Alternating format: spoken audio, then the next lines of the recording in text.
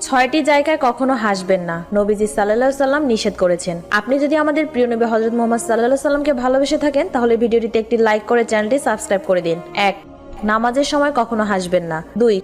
কবরস্থানে হাসবেন না। 3. মোনাজাত ও দোয়া করার সময় হাসবেন না। 4. অসুস্থ ব্যক্তিকে দেখতে গেলে হাসবেন না। 5. কারো চেহারা খাটো বা লম্বা দেখে কখনো হাসা যাবে না। 6. ইবাদত নিয়ে কখনো হাসি বা ঠাট্টা করবেন না। আল্লাহ তাআলা আমাদের সবাইকে বুঝার তৌফিক দান করুক। কমেন্টে সবাই আমিন লিখুন।